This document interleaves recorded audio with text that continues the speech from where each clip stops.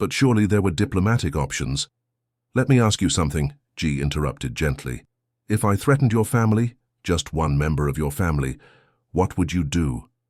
The journalist blinked, caught off guard by the personal question.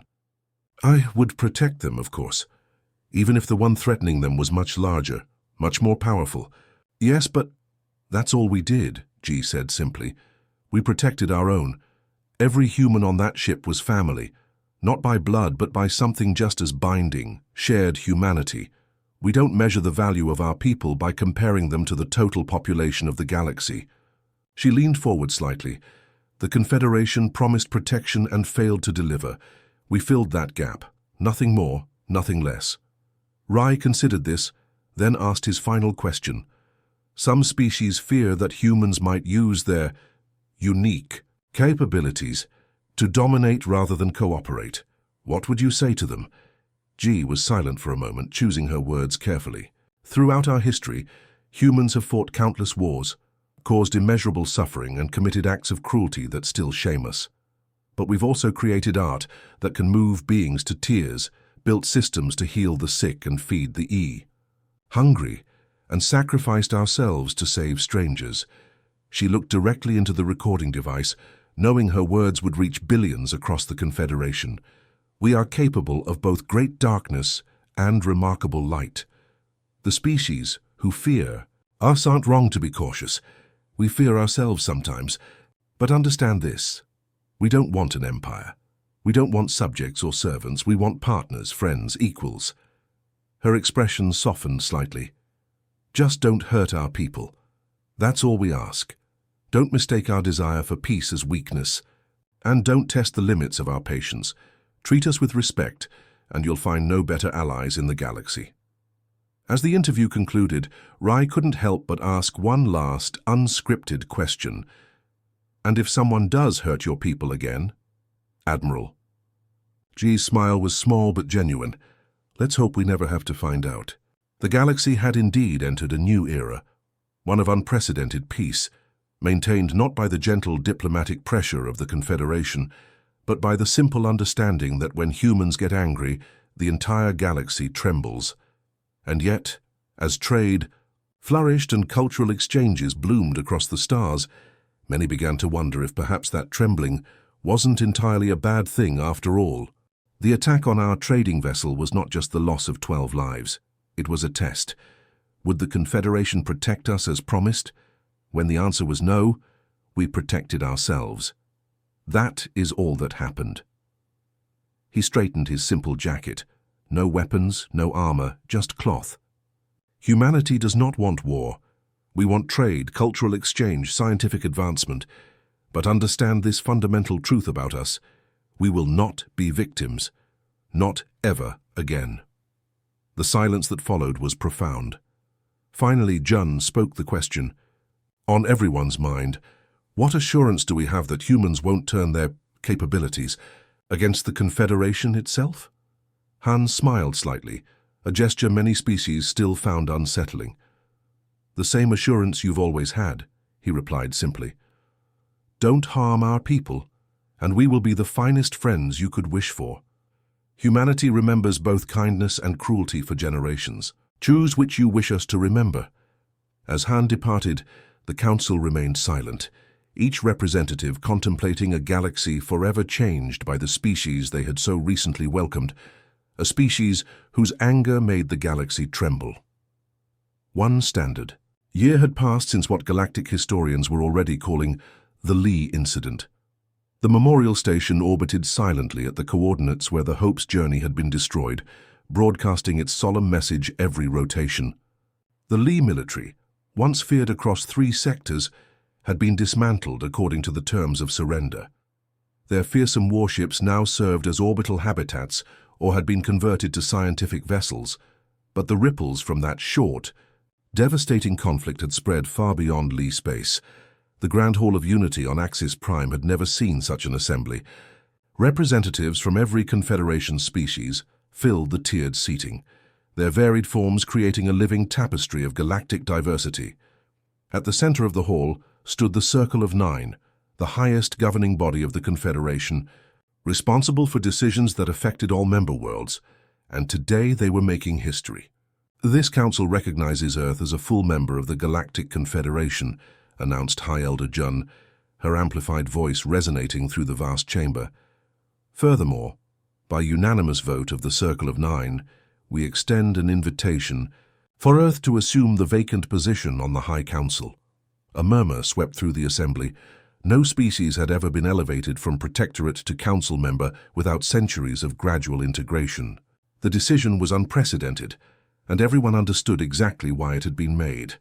Ambassador Han stepped forward, his simple blue suit standing out among the elaborate ceremonial garb of the other representatives. At his side walked a woman few in the Confederation had seen before, Admiral G, commander of Earth's now revealed defense fleet. On behalf of Earth and humanity, we accept both full membership and the Council position, Han said, his voice carrying the same quiet confidence it always had. We look forward to contributing to galactic peace and prosperity. The words were diplomatic boilerplate, but none missed the subtle emphasis on peace. After the formal acceptance, the assembly broke into smaller groups for the traditional post-ceremony gathering. Unlike previous events where protectorate species were often politely ignored, the human delegates found themselves surrounded by curious representatives.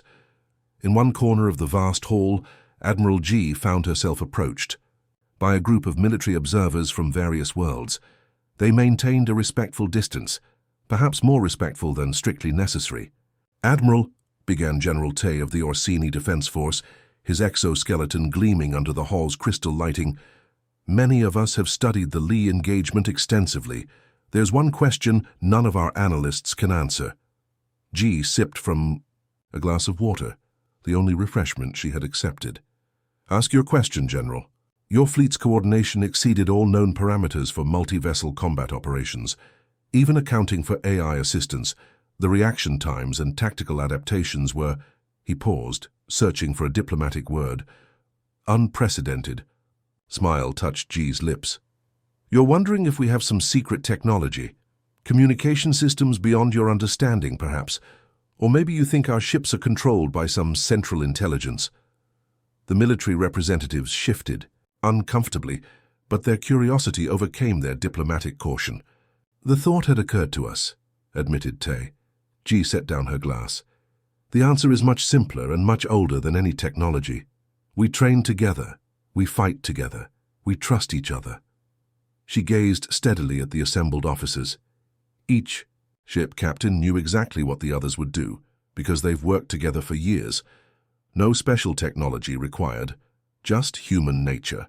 Across the hall, Ambassador Han was engaged in conversation with several scientific delegates, including Scientist Bay, whose presentation on human psychology had caused such concern a year earlier. "Your analysis was mostly correct," Han was saying. "Though you overestimated certain aspects of our coordination abilities, we are not a hive mind, despite appearances during combat operations." Bay's eyes widened slightly. "You've seen my presentation. It was delivered to a closed council session." Han's expression remained neutral. "The Confederation's security protocols are quite good, but they were designed to keep secrets from species that think like most Confederation members." The implication hung in the air, causing several delegates to step back involuntarily. Near the main entrance, a different kind of conversation was taking place. Trade Representative Ju of the Mercantile Alliance found himself discussing commerce with his human counterpart, a sharp-eyed woman named Cho. "Piracy has dropped 94% in the past year," Ju said, consulting his data tablet. "It's unprecedented. The trade routes haven't been this safe since the early days of the Confederation." Cho nodded. "Good for business, isn't it?" "Remarkable. For business," Ju agreed. "But puzzling.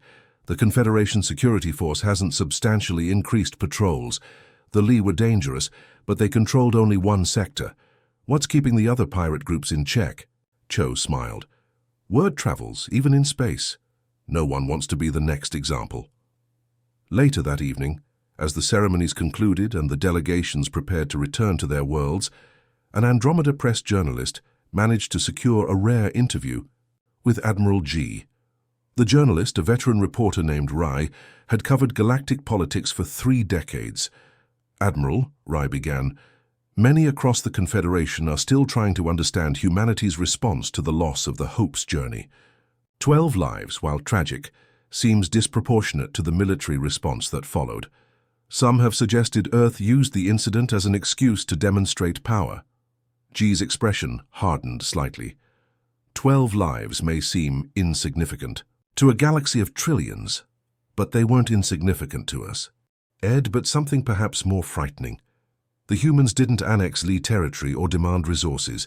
They ordered the Lee to dismantle their military completely, to establish a memorial orbital station at the site of the Hope's journey's destruction, and to broadcast the names of the 12 dead humans on all frequencies once each planetary rotation for the next 100 years. It was not conquest. It was a lesson. As the Council watched the human fleet prepare to depart Lee space, Intelligence Director Du finally asked the question they were all thinking. If these were their hidden warships, what else are they hiding from us? No one had an answer, but all felt the same cold certainty. The galaxy had fundamentally changed, and humanity was not what they had believed. The emergency session of the Galactic Confederation stretched into its 3rd day. Representatives from all 217 member species had gathered in the Great Hall, an ancient chamber carved from a single massive crystal that had fallen from the stars in the early days of galactic civilization. Under normal circumstances, the hall's natural resonance amplified voices in a way that encouraged calm, measured debate. Today, however, nothing could soothe the growing panic. "We were deceived," thundered Representative Tak of the Urian cluster, his bioluminescent patches flashing angry red. The humans presented themselves as a developing civilization, seeking guidance when they joined 3 cycles ago. Their application materials claimed they had only recently achieved rudimentary space travel. High Counselor Jun raised her 4 hands for quiet. "We are all concerned about the discrepancy between human claims and demonstrated capabilities. That is precisely why we've convened this session." At the center of the hall stood a simple pedestal, where various experts had been presenting their findings. Next to step up was Scientist Bay, the Confederation's leading xenobiologist. Her research team had been studying humans since first contact, though with limited cooperation from the subjects themselves. "Honored representatives," Bay began, her voice steady despite her obvious fatigue. "What we witnessed in the Lee conflict was not the result of deception, at least not entirely. The humans did not lie about their technological development. They simply omitted certain aspects of their nature." She gestured, and a holographic display appeared above the pedestal, a detailed scan of a human brain alongside comparative images from other species. "Most sentient species in our galaxy evolved from prey animals," Bay explained. "Even predator species like the Lee developed from pack hunters that relied on overwhelming force rather than strategic thinking. But humans evolved as persistence, predators with unusual neurological adaptations." She highlighted specific regions of the human brain, which pulsed red in the hologram. "When most species are threatened, their brains trigger what we call a flight response. Decision-making capabilities are temporarily suppressed in favor of instinctive self-preservation. Even in species that fight rather than flee, the cognitive functions become simplified. Attack patterns become repetitive, predictable." Bay's assistant handed her a small device, which she activated. The hologram shifted to show video footage that made several council members physically recoil. Humans engaged in various forms of combat throughout their history. Humans are the only known species whose threat response includes both fight and problem-solve neurological pathways simultaneously. When threatened, their brains don't just prepare for combat. They become hyper-analytical, focusing all cognitive resources on eliminating the threat permanently. The footage showed human warfare evolving from primitive weapons to increasingly sophisticated technologies, all developed during periods of conflict. "Their history is essentially an unbroken chain of escalating warfare," Bay continued. "Each conflict drove technological innovation specifically designed to gain advantage over their opponents. What makes humans truly unique is not just their capacity for violence.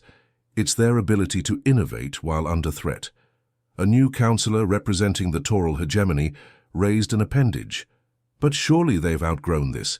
Their ambassador spoke of peace, of joining the galactic community. Bay's expression became grave. That was not a deception either. Humans genuinely desire peace, but on their terms, with their people protected. When the Lee attacked that trading vessel, they triggered something deeply ingrained in human psychology. She displayed new brain scans, these taken during the Lee conflict. These are readings from human military personnel during the battle. Note the unusual activity in both the limbic system, associated with emotional response, and the prefrontal cortex, responsible for complex planning. In all other species, these areas cannot function simultaneously at high levels. In humans, they appear to reinforce each other. The hall had fallen completely silent. Even the typically restless species were motionless, transfixed by the implications.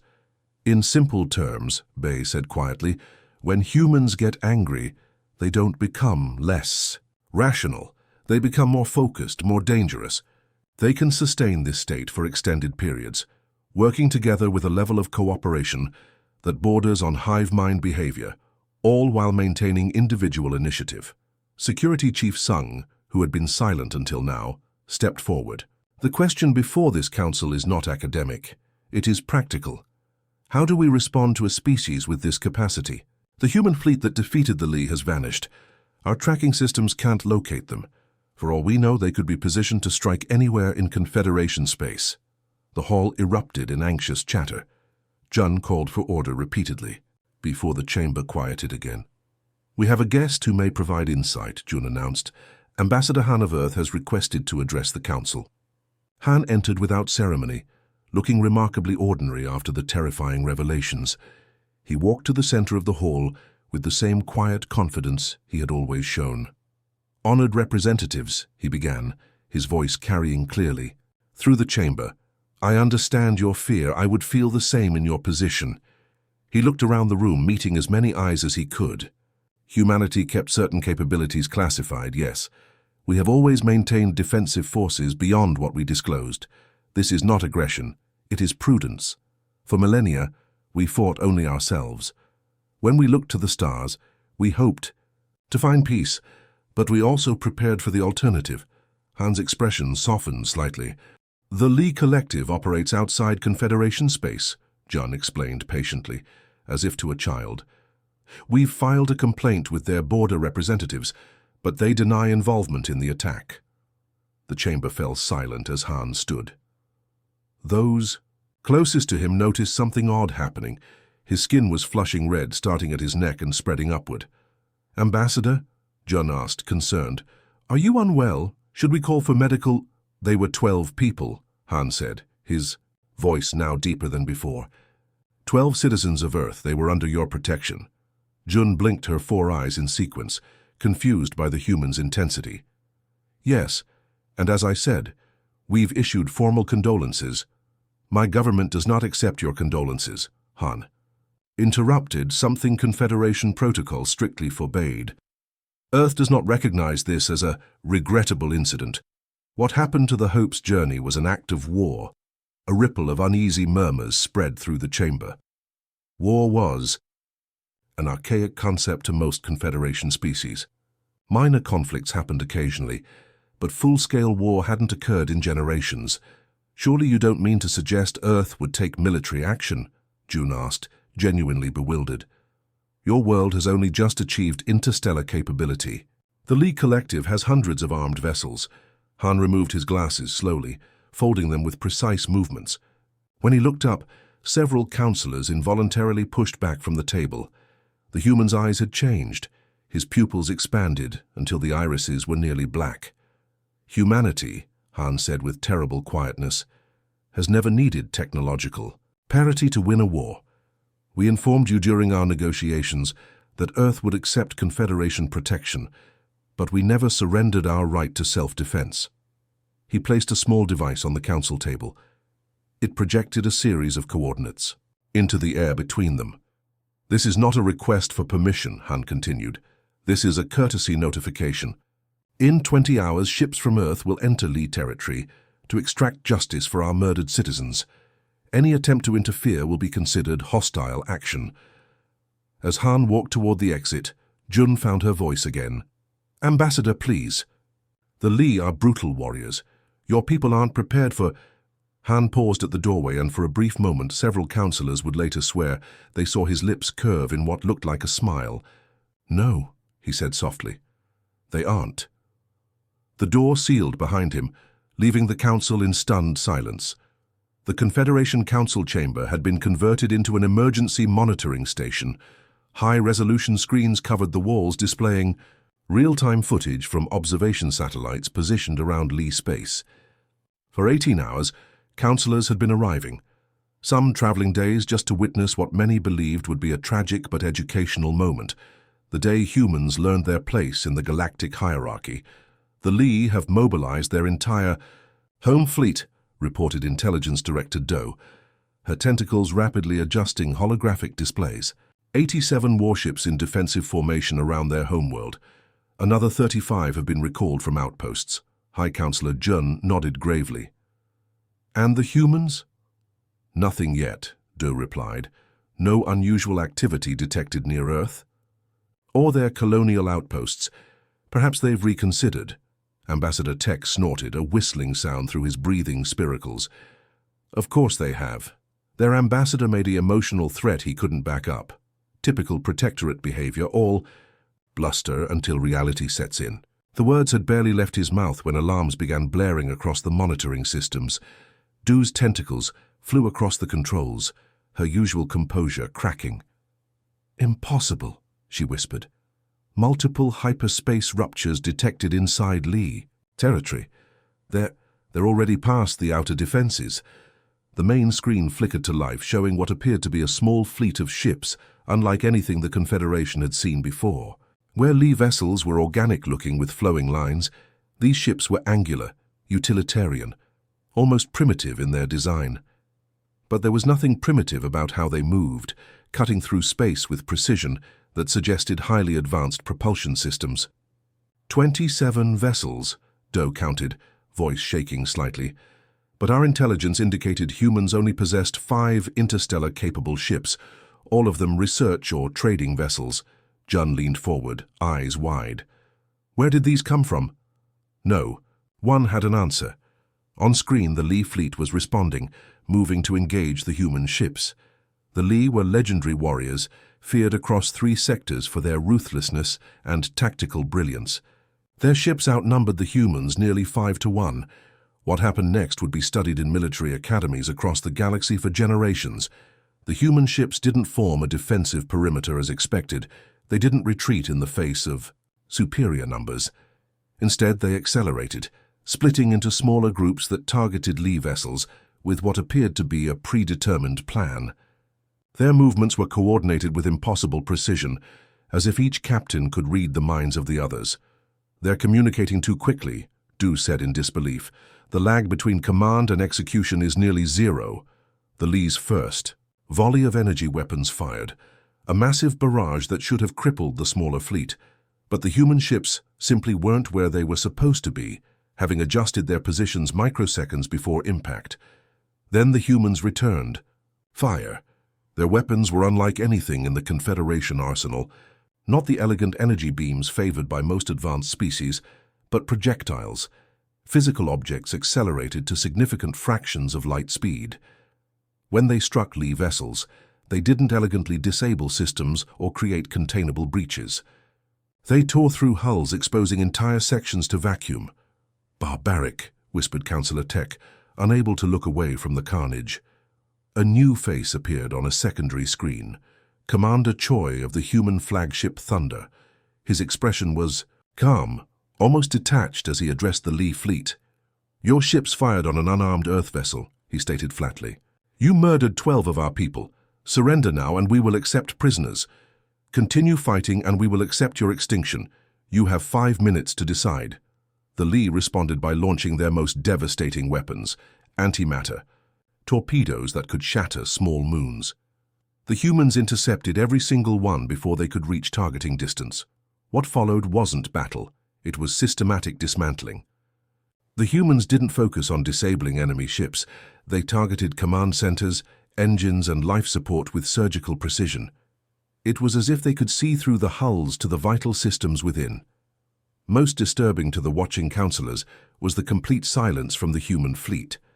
No chatter, no back-and-forth tactical discussions, just perfect wordless coordination. "How are they doing this?" Jun demanded. "Even with advanced AI assistance, this level of synchronization isn't possible." And xenobiologist in the back of the room cleared her throat. "We've been studying human stress responses. When threatened, their bodies release compounds called adrenaline and cortisol that actually enhance their cognitive functions and physical capabilities. It's evolutionarily backwards. Most species become less rational under threat. Humans become more focused." On screen, the battle, if it could still be called that, was reaching its conclusion. Lee vessels were either disabled or attempting to flee. The human ships pursued with relentless efficiency, cutting off escape routes that shouldn't have been predictable. Within hours, the mighty Lee Armada ceased to exist as a fighting force. The Lee Overseer, supreme leader of their collective, personally transmitted his surrender to Commander Choi.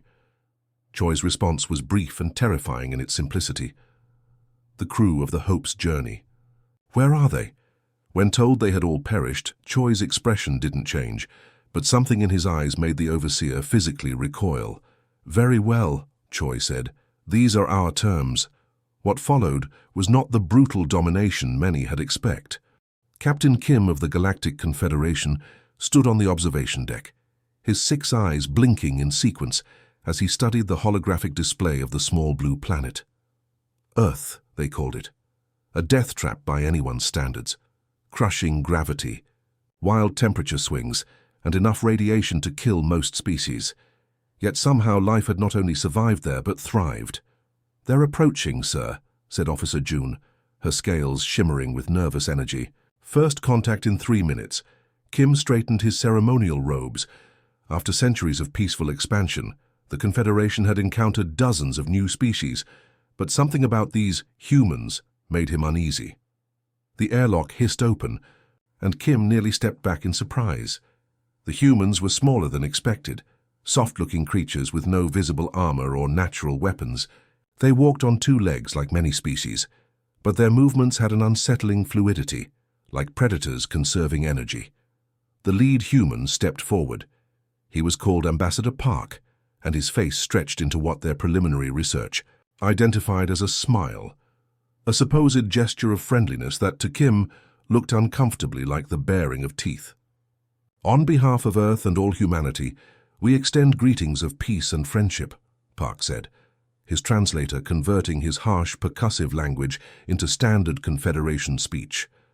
Kim performed the traditional greeting, pressing his central eye closed in respect. "The Galactic Confederation welcomes Earth. We have observed your world from afar for many cycles and believe the time for friendship has arrived." What Kim didn't mention was how baffled Confederation scientists were by humans. Their biology made no sense. They had redundant organs, healed from injuries that would kill most species, and could survive losing alarming amounts of blood. Their endurance was particularly troubling.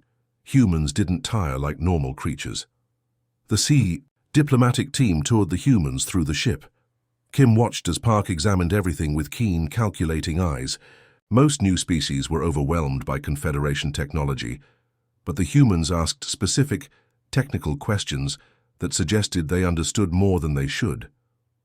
"Your propulsion system," Park said, pausing by an engine portal. "Plasma containment. With magnetic acceleration." Engineer Min looked startled. "Yes, but how did you—" "We've been experimenting with similar concepts," Park replied with another tooth-bearing smile. "Though ours are still primitive by comparison." Later that cycle, in the privacy of the command chamber, Security Chief Sung voiced what many were thinking. "They're hiding something," he said flatly.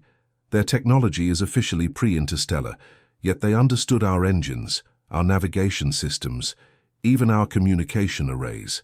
That's not possible without prior knowledge." Kim nodded slowly. "Perhaps they are more advanced than their official records indicate." "Should we reconsider the protectorate offer?" asked June. Most new species require centuries of guidance before full Confederation membership, but the decision has been made, Kim said firmly. Earth will become our newest protectorate. We will guide them into the galactic community like all others. The announcement was made with appropriate ceremony. The humans accepted their protectorate status with what seemed like genuine gratitude. Ambassador Park spoke eloquently about learning from their more advanced friends and the benefits of peace.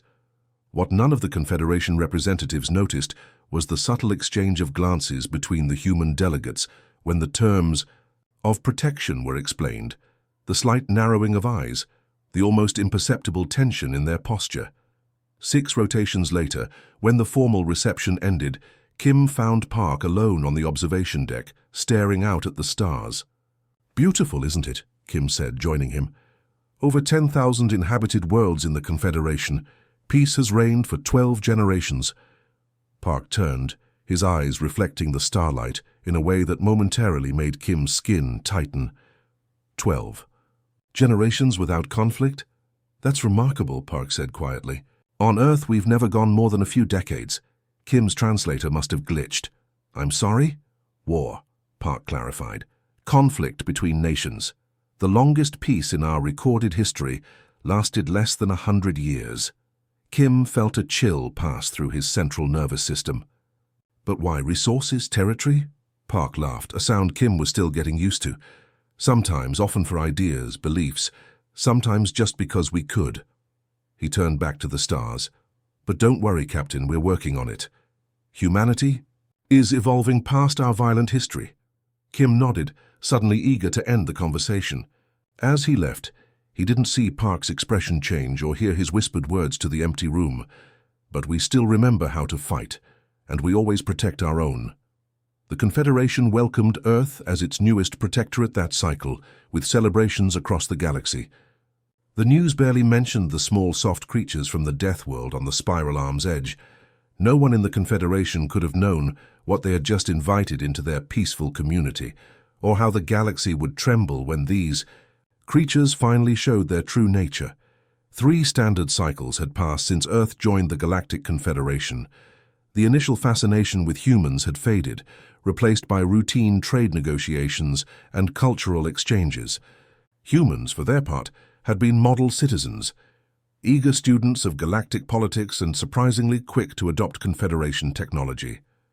The trading vessel Hope's Journey was small by any standard, crewed by just 12 humans and carrying a modest cargo of Earth foods and textiles. Captain Jin had plotted a standard course through the Orion Waypoint, a busy shipping corridor that cut weeks off the journey to the central systems. "Approaching the waypoint in 5 minutes, announced Pilot Sue from the navigation station. "All systems normal." Jin nodded, sipping from a mug of coffee, a bitter earth beverage that had become surprisingly popular among certain Confederation species. The journey had been uneventful, exactly how Jin liked it. The radar pinged suddenly and Sue's posture stiffened. "Captain, 3 vessels approaching from the shadow of the 4th moon, not responding to identification requests." "Pirates," Jin said quietly, putting down his mug. "Lee raiders, if I had to guess. Alert the crew and send an emergency signal to Confederation patrol." But it was already too late. The Lee pirate ships, sleek, dark vessels designed for speed and stealth, surrounded the Hope's Journey before the distress signal could even reach the nearest relay. "Incoming transmission," called Communications Officer Young. The main screen flickered to life, showing the scaled face of a Lee commander, his neck frills extended in a display of dominance. "Human vessel," the Lee hissed through a crude translator. "Your ship and cargo are now property of the Lee Collective. Surrender and you may live as slaves." Jin's face revealed nothing as he responded, "This is a registered Confederation trading vessel. We're under protection of the Treaty of 6 Stars. Any action against us—" The Lee commander laughed, a harsh, rattling sound. "Protectorate species. Have no rights in deep space, human. You have 10 seconds to drop shields." Jin looked around at his crew, then nodded once. "All hands, evacuation protocol. Get to the pods." What followed was chaos. The Lee ships opened fire, their energy weapons slicing through the trading vessel's minimal defenses. The humans fought back with surprising efficiency, even managing to damage one pirate ship before they were overwhelmed. The attack was over in minutes. The Hope's journey was destroyed with all hands. One escape pod launched, but was quickly captured. By the lead 2 days later, in the gleaming halls of the Confederation Central Council on Axis Prime, the incident was being discussed as a minor agenda item. "Regrettable, of course," said Councillor Tech, his tendrils waving dismissively. "But the outer waypoints have always been dangerous. The humans knew the risks of independent trading." Ambassador Han of Earth sat silently through the discussion, his face unreadable. He was a small man, even by human standards, with greying hair and wire-rimmed glasses that some councillors found quaintly primitive. Until now, he had been known for his unfailing politeness and quiet diplomacy. "And what? Of the crew?" Han asked when Tech finished speaking. His voice was soft, but something in his tone made several councillors glance up from their data screens. High Councillor Jun, leader of the Assembly, flicked through a report on her tablet. "I'm afraid there were no survivors, Ambassador. The Hope's journey was completely destroyed. We've issued formal condolences as per Protocol 87B for loss of Protectorate citizens." "And the pirates?" Han asked.